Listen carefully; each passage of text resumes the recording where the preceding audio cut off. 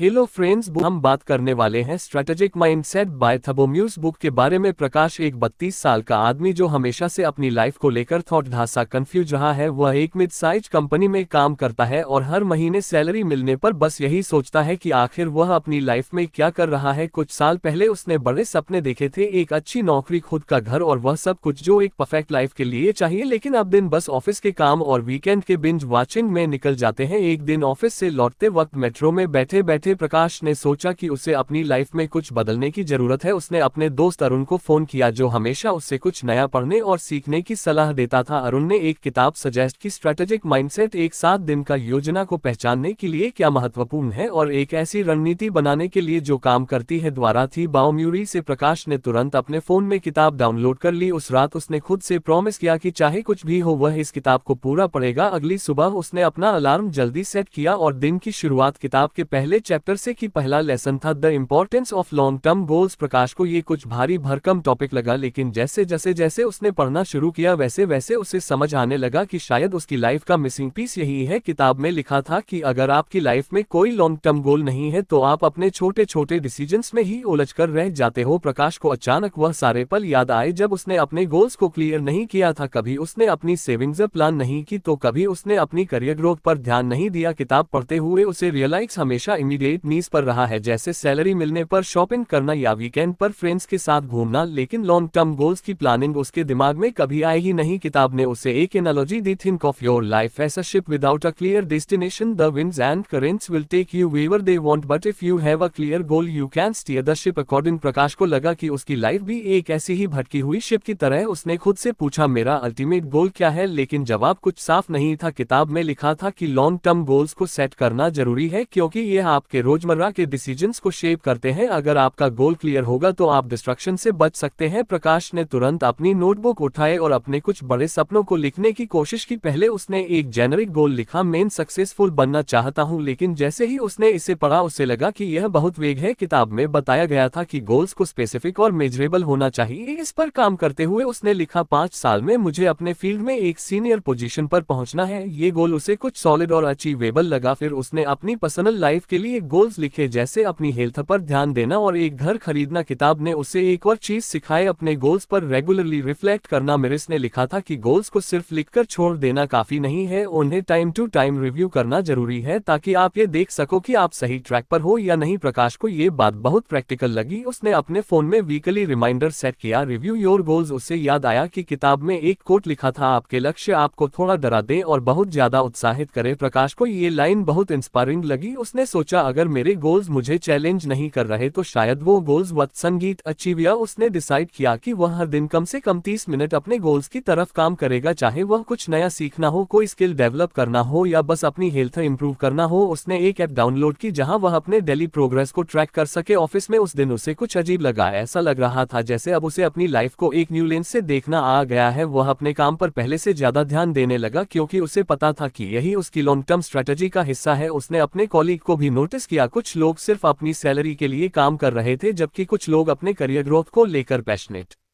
थे। प्रकाश को समझ में आ गया कि उसे कौन सा रास्ता चुनना है। शाम को घर लौटकर उसने फिर से किताब पढ़ना शुरू किया। उसने उस दिन सिर्फ पहला लेसन ही खत्म किया था, लेकिन उस लेसन ने उसकी सोच बदल दी थी। उसने महसूस किया कि अगर वह अपनी लाइफ में बड़ा बदलाव लाना चाहता है तो उसे स्मॉल बट कंसिस्टेंट स्टेप्स लेने होंगे। रात को सोने से पहले उसने अपने गोल्स को दोबारा पढ़ा और खुद से वादा किया कि चाहे कितना भी मुश्किल क्यों ना हो, वह अपनी लाइफ को बेहतर बनाने के लिए हर संभव कोशिश करेगा। दिन सुबह प्रकाश ने फिर से अपनी अलार्म की आवाज पर उठते ही किताब खोल ली। उसने सोचा, कल की तरह आज भी कुछ नया सीखने को मिलेगा। पहले चैप्टर ने उसकी सोच को पूरी तरह बदल दिया था। अब वह लाइफ में फोकस और क्लैरिटी लाने के लिए जेन्युइनली एक्साइटेड था। आज का लेसन था इफेक्टिव ओवर एफिशिएंसी। उसने पढ़ना शुरू किया और धीरे धीरे हर लाइन में डूबता चला गया। संगीत, अगर आपको हमारी फ्री समरी अच्छी लगती है तो आप हमारे चैनल को सब्सक्राइब कर सकते हैं, हमारी मेंबरशिप खरीद सकते हैं या हमें यूपीआई के थ्रू सपोर्ट कर सकते हैं। अब समरी पर वापस चलते हैं। किताब की शुरुआत में मिरिस ने एक एक सवाल पूछा, are you doing the right things और जस्ट डूइंग थिंग्स राइट। इस सवाल ने प्रकाश को सोचने पर मजबूर कर दिया। उसने खुद से पूछा, क्या मैं अपने दिन भर के कामों को सही तरीके से करने में लगा हूँ या वह काम सही भी है जो मैं कर रहा हूँ। प्रकाश ने ध्यान से पढ़ा कि मिरिस क्या समझाना चाहते थे। किताब में लिखा था कि एफिशिएंसी का मतलब है कोई काम सही तरीके से कम समय में और ज्यादा प्रोडक्टिविटी के साथ करना, लेकिन इफेक्टिव का मतलब है ऐसे काम करना जो आपकी प्रायोरिटी और गोल से अलाइन हो। एक तरह से इफेक्टिव का मतलब है सही चीजों को चुनना। प्रकाश को ये बात बेहद प्रैक्टिकल लगी। उसने खुद के पिछले कुछ दिनों के कामों को याद किया। सुबह उठकर जिम जाना तो वह हमेशा टाल रहा था, लेकिन ऑफिस में वह ईमेल्स जल्दी से जल्दी रिप्लाई करने के लिए हमेशा एफिशिएंट था। उसने सोचा, मैं अपनी एनर्जी ऐसी चीजों पर खर्च कर रहा हूं जो शायद मेरी प्रायोरिटी में नहीं आती। ईमेल्स रिप्लाई करना जरूरी है, लेकिन क्या यह मेरे लॉन्ग टर्म गोल्स को अचीव करने में मदद कर रहा है। किताब में एक इंटरेस्टिंग एग्जाम्पल दिया गया था। अगर कोई बहुत एफिशिएंटली एक सीढ़ी चढ़ता है लेकिन वह सीढ़ी गलत दीवार के सहारे लगी हो तो उसका मेहनत करना बेकार है। प्रकाश को यह एग्जाम्पल अपने ऊपर पूरी तरह फिट लगा। उसने महसूस किया कि उसकी एफिशिएंसी सिर्फ रोजमर्रा के छोटे मोटे टास्क को पूरा करने में जा रही थी, जबकि उसे अपने बड़े गोल्स पर काम करना चाहिए था। उस दिन उसने खुद के लिए एक एक्टिविटी प्लान की। उसने अपने पूरे दिन के टास्क की एक लिस्ट बनाई, फिर उसने उन सभी टास्क को कैटेगरी में डाला, इंपॉर्टेंट, अर्जेंट और नाइदर। उसने देखा कि उसके दिन के ज्यादातर काम अर्जेंट की कैटेगरी में आते थे, लेकिन इंपॉर्टेंट यानी जो उसकी लाइफ में असल मायने रखते हैं वह बहुत कम थे। किताब में एक सुझाव था, learn to say no to things that don't align with your goals. Prakash को याद आया कि ऑफिस में अक्सर वह अपने कॉलीग की मदद के लिए अपने काम छोड़ देता था या ऐसे मीटिंग्स में बैठता था जिनका उससे कोई लेना देना नहीं होता था। उसने ठान लिया कि अब वह अपनी प्रायोरिटी पर फोकस करेगा। उस दिन ऑफिस में उसने इस लेसन को प्रैक्टिकली अप्लाई करने की कोशिश की। जैसे ही एक कॉलीग ने उससे मदद मांगी उसने पोलाइट मना कर दिया। यह उसके लिए नया था क्योंकि वह हमेशा दूसरों की एक्सपेक्टेशंस पूरी करने में जुटा रहता था, लेकिन आज उसने अपने काम पर फोकस किया। शाम को घर आकर उसने अपनी नोटबुक निकाली। उसने दिन भर के अपने कामों का एनालिसिस किया। उसे लगा कि उसने एफिशिएंट बनने के बजाय इफेक्टिव बनने की तरफ एक कदम बढ़ा लिया है। उसने सोचा कि यह सिर्फ शुरुआत है, उसे अपनी प्रायोरिटी और गोल्स के हिसाब से काम करने की आदत डालनी होगी। किताब में एक और बात लिखी थी जो प्रकाश को बहुत अच्छी लगी, busyness is not a badge of honour, it is often a sign of poor priority. उसने महसूस किया कि वह अक्सर अपने दोस्तों से कहता था मैं बहुत बिजी हूं, लेकिन अब उसे समझ आया कि बिजी होना अच्छी बात नहीं है अगर आप सही चीजों पर काम नहीं कर रहे। उस रात उसने अपनी प्रोडक्टिविटी बढ़ाने के लिए एक नया सिस्टम प्लान किया। उसने डिसाइड किया कि हर सुबह वह दिन के सबसे इंपॉर्टेंट 3 काम लिखेगा। वह उन 3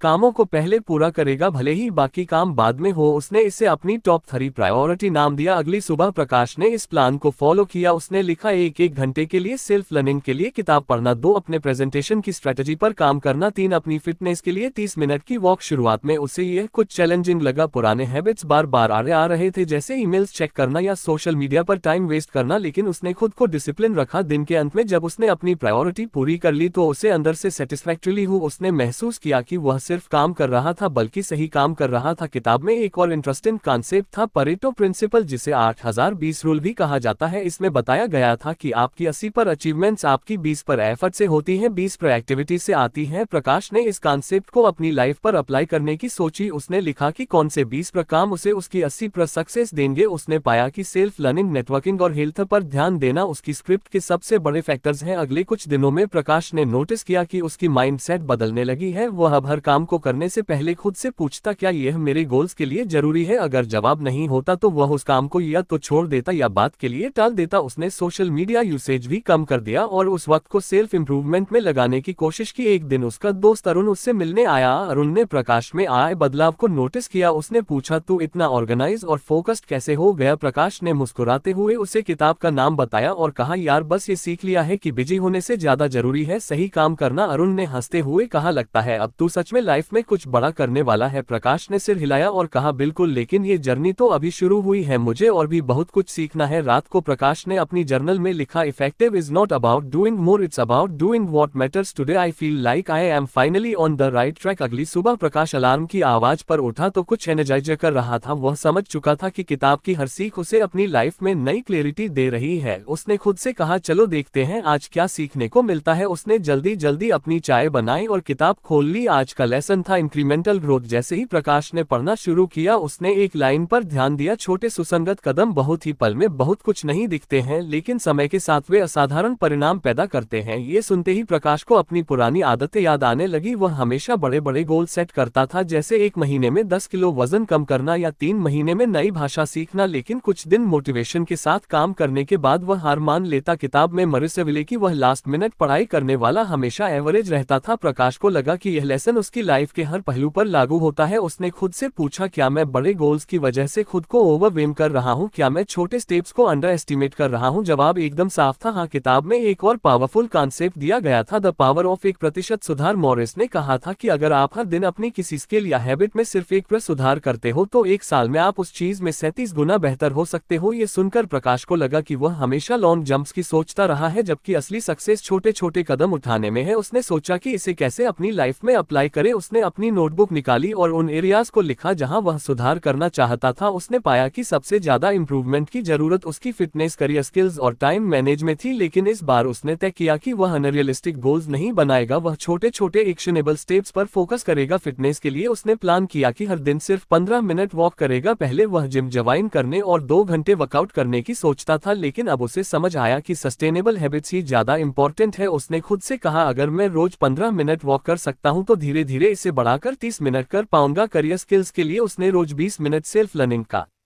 प्लान बनाया। उसने पहले ही किताब पढ़ने की आदत शुरू कर दी थी, तो उसने सोचा कि इसे और कंसिस्टेंट बनाएगा। उसने लिंकन पर कुछ फ्री कोर्सेज के बारे में भी सर्च किया जो उसके करियर के लिए रेलेवेंट थे। टाइम मैनेजमेंट के लिए उसने पोमोडोरो तकनीक आजमाने का सोचा। इस तकनीक में 25 मिनट फोकस के साथ काम करना होता है और फिर 5 मिनट का ब्रेक लिया जाता है। प्रकाश ने महसूस किया कि उसकी प्रोडक्ट एक्टिविटी अक्सर डिस्ट्रैक्शंस की वजह से कम हो जाती है। ये तकनीक उसे फोकस्ड रहने में मदद कर सकती थी। उस दिन ऑफिस में प्रकाश ने पहली बार इंक्रीमेंटल ग्रोथ का प्रैक्टिकल टेस्ट किया। उसने सोचा कि वह अपनी सबसे बोरिंग टास्क, एक पुरानी रिपोर्ट को ऑर्गेनाइज करना, 25 मिनट के सेशन में करेगा। उसने टाइमर सेट किया और सिर्फ उस काम पर फोकस किया। जैसे ही टाइमर खत्म हुआ वह हैरान था कि वह काम जिसे वह कई दिनों से टाल रहा था अब आधे से ज्यादा खत्म हो चुका था। शाम को घर आकर उसने अपनी वॉक का रूटीन शुरू किया। उसने हेडफोन्स लगाए और अपने फेवरेट गानों के साथ 15 मिनट की वॉक की। उसे पता था कि यह कोई बड़ी अचीवमेंट नहीं है, लेकिन उसे सेटिस्फैक्शन हुआ कि उसने शुरुआत कर दी है। उसने खुद से कहा, आज 15 मिनट, कल 20 और फिर धीरे धीरे 1 घंटा। किताब में एक और चीज लिखी थी जिसने प्रकाश को गहराई से सोचने पर मजबूर कर दिया। मिरिस ने लिखा था, don't wait for motivation, focus on consistency. Prakash को महसूस हुआ कि वह अक्सर चीजों को शुरू करने के लिए इंस्पिरेशन का इंतजार करता था, लेकिन अब उसने समझा कि मोटिवेशन आ जा सकती है, कंसिस्टेंसी ही असली की है। अगले कुछ दिनों में प्रकाश ने अपनी इंक्रीमेंटल ग्रोथ की फिलॉसफी को अपनी हैबिट्स में उतार लिया। वह सुबह उठते ही किताब के 2 पेज पढ़ता, ऑफिस में पोमोडोरो सेशंस में काम करता और शाम को 15 से 20 मिनट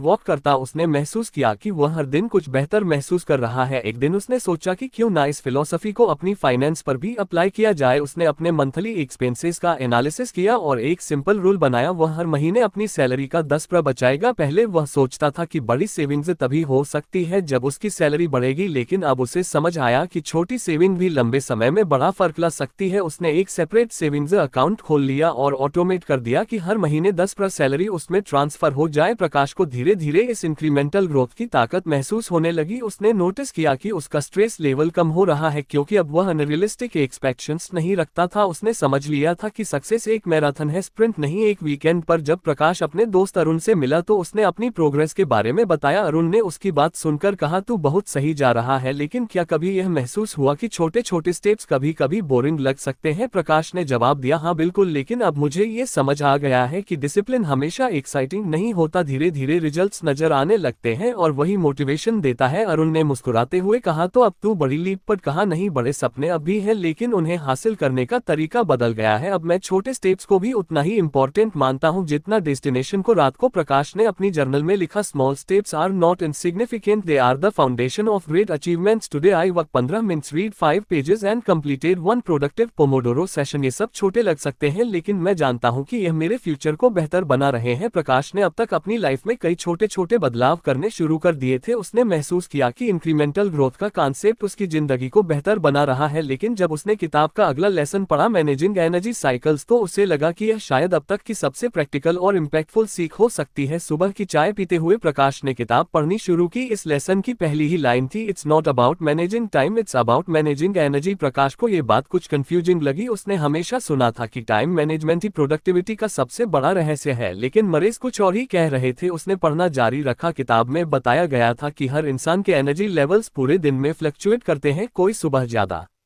एनर्जेटिक होता है तो कोई रात में। मॉरिस ने कहा था कि प्रोडक्टिविटी का असली राज है कि आप अपने पीक एनर्जी आवर्स को पहचानो और उन्हें सबसे चैलेंजिंग कामों के लिए इस्तेमाल करो। बाकी लो एनर्जी आवर्स में ऐसे टास्क करो जो ज्यादा दिमाग नहीं लगाते। प्रकाश ने सोचा, यार ये तो एकदम सही बात है। मैं अक्सर सबसे मुश्किल कामों को तब टैकल करता हूँ जब मेरा दिमाग थका हुआ होता है और फिर उस काम में ज्यादा वक्त लग जाता है। उसने तुरंत अपनी नोटबुक निकाली और खुद से सवाल किए, 1 मेरे दिन के कौन से घंटे सबसे प्रोडक्टिव होते हैं? दूसरे में किस वक्त सबसे थका हुआ महसूस करता हूँ? तीसरा, क्या मैं अपने हाई एनर्जी समय का सही इस्तेमाल कर रहा हूँ? उसने अपनी दिनचर्या पर गौर किया। उससे याद आया कि सुबह का समय उसके लिए सबसे अच्छा होता है। चाय पीने के बाद वह तरोताजा महसूस करता था और तब उसका दिमाग सबसे तेज चलता था, लेकिन अक्सर वह उस वक्त ईमेल्स और छोटे मोटे कामों में उलझा रहता था। दूसरी तरफ दोपहर के बाद उसका एनर्जी लेवल गिरने लगता था, लेकिन तब वह अपने सबसे चैलेंजिंग टास्क पर काम करने की कोशिश करता। किताब में रीस ने सुझाव दिया था कि अपनी एनर्जी को मैनेज करने के लिए सबसे पहले आपको अपने एनर्जी साइकिल्स को ट्रैक करना होगा। प्रकाश ने इसे अगले कुछ दिनों के लिए आजमाने का फैसला किया। उसने अपने दिन के हर घंटे का एनर्जी लेवल नोट करना शुरू किया। उसने एक सिंपल स्केल बनाया, लो, मीडियम और हाई। कुछ दिनों तक ट्रैक करने के बाद प्रकाश ने पैटर्न्स देखे। सुबह 8 बजे से 11 बजे तक उसका एनर्जी लेवल हाई था। दोपहर 2 बजे से 4 बजे के बीच ये लो हो जाता था। शाम को 6 बजे के बाद ये फिर से मीडियम हो जाता था। ये पैटर्न्स देखकर उसे लगा कि अब वह अपने टास्क को बेटर ऑर्गेनाइज कर सकता है। उसने सोचा कि चैलेंजिंग काम जैसे प्रेजेंटेशंस बनाना या स्ट्रेटेजिक प्लानिंग वह सुबह करेगा, जबकि रिपीटेटिवली काम जैसे ईमेल्स का जवाब देना वह दोपहर में करेगा। अगले दिन प्रकाश ने अपनी नई स्ट्रेटेजी को लागू किया। उसने सुबह उठते ही अपने सबसे इंपॉर्टेंट काम की लिस्ट बनाई। उसका पहला काम था अगले हफ्ते की क्लाइंट प्रेजेंटेशन तैयार करना। उसने चाय पीते ही इस पर काम करना शुरू किया। पहले वह इस काम को दोपहर में करता, लेकिन अब उसने इसे अपने हाई एनर्जी समय पर शिफ्ट कर दिया। प्रकाश को एक बड़ा फर्क महसूस हुआ। मुश्किल काम जो पहले उसे भारी लगता था अब सरप्राइजिंगली आसान लग रहा था। वह जल्दी और ज्यादा फोकस के साथ काम कर पाया। 2 घंटे में उसका प्रेजेंटेशन ड्राफ्ट तैयार हो गया। उसने खुद से कहा, यार यह एनर्जी मैनेजमेंट तो सच में कमाल की चीज है। दोपहर में जब उसका एनर्जी लेवल लो था, उसने सिर्फ ईमेल्स और छोटे मोटे एडमिन टास्क पर काम किया। उसने देखा कि यह टास्क कम एनर्जी में भी आसानी से हो गए। उसे महसूस हुआ कि उसने अपने समय और एनर्जी का सही इस्तेमाल किया। शाम को जब उसका एनर्जी लेवल मीडियम पर था, उसने अपनी सेल्फ लर्निंग पर काम किया। उसने किताब के अगले कुछ पेज पढ़े और एक नई स्किल पर रिसर्च की। दिन के अंत में उसे सेटिस्फैक्टरीली संगीत प्रकाश को समझ आया कि वह अक्सर खुद पर जरूरत से ज्यादा दबाव डालता था। वह सोचता था कि हर वक्त प्रोडक्टिव रहना ही कामयाबी का राज है, लेकिन अब उसे एहसास हुआ कि ब्रेक्स और रिकवरी इक्वली इंपॉर्टेंट है। उसने अपनी रूटीन में ब्रेक्स को शामिल करने का फैसला किया। उसने पोमोडोरो टेक्निक को कुछ ट्वीक यूज संगीत। इन ब्रेक्स में वह पानी पीता, कुछ वॉक करता या बस अपनी आंखें बंद करके आराम करता। कुछ दिनों में ही प्रकाश ने नोटिस किया कि उसकी एफिशिएंसी बढ़ गई है। वह पहले जितना काम छे। अरुण ने हंसते हुए कहा, तू तो अब प्रोडक्टिविटी गुरु बन गया है। प्रकाश ने जवाब दिया, यार यह सब कुछ इतना आसान लग रहा है, लेकिन मैं पहले कभी इस पर ध्यान ही नहीं देता था। बस काम करता रहता था बिना ये सोचे कि सही वक्त पर सही काम करना कितना जरूरी है। अरुण ने पूछा, तो अब क्या तू हर वक्त रिलैक्स रहता है? प्रकाश ने मुस्कुराते हुए कहा, नहीं यार, काम का प्रेशर अब भी होता है, लेकिन अब मैं स्मार्ट तरीके से काम करता हूँ। सबसे मुश्किल काम तब करता हूँ जब मेरी एनर्जी हाई होती है, और जब मेरी एनर्जी कम होती है तो मैं खुद को अननेसेसरी पुश नहीं करता। रात को प्रकाश ने अपनी जर्नल में लिखा, आज मैंने महसूस किया कि ऊर्जा का प्रबंधन समय के प्रबंधन से अधिक महत्वपूर्ण है। By align my tasks with my energy levels I become more productive and less